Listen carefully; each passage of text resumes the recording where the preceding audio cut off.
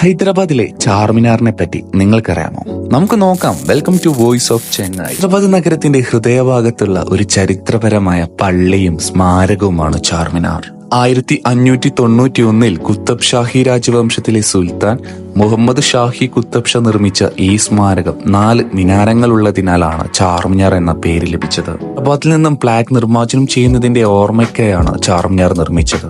2012 ഈ സ്മാരകം ലോക ഭൂപടത്തിൽ ചാർമിനാർ സ്ഥാനം കരസ്ഥമാക്കി. ടി രവീന്ദ്ര റെഡ്ഡി എടുത്ത ചിത്രമാണ് ഭൂപടത്തിൽ സ്ഥാനം നേടിയത്. ചാർമിനാറിന്റെ 4 മിനാരങ്ങൾ, ഓരോ മിനാരവും ഏകദേശം 48.7 മീറ്റർ ഉയരത്തിൽ 4 ഭാഗങ്ങളായി ഉയർന്നു നിൽക്കുന്നു. മിനാരങ്ങളുടെ മുകളിൽ ചെമ്പ് പൊതിഞ്ഞ താഴികക്കുടങ്ങളുണ്ട്. ഓരോ കമാനത്തിനും 20 മീറ്റർ, അതായത് 66 അടി ഉയരവും 11 മീറ്റർ വീതിയുമുണ്ട്. ചാർമിനാറിന്റെ മധ്യഭാഗത്ത് ഒരു വലിയ ഹാളുണ്ട്. അവിടെ ഒരു കാലത്ത് പ്രാർത്ഥന നടന്നിരുന്നു. ചാർമിനാറിന്റെ ചുവരുകളിൽ കലാപരമായ രൂപകൽപ്പനകൾ, ജാമതീയ രൂപങ്ങൾ എന്നിവയുടെ സങ്കീർണമായ കൊത്തുപണികൾ അലങ്കരിച്ചിരിക്കുന്നു. ചാർമിനാർ ഇന്നൊരു പ്രധാന വിനോദസഞ്ചാര കേന്ദ്രവും ഹൈദരാബാദിന്റെ സാംസ്കാരിക ചിഹ്നവുമാണ്.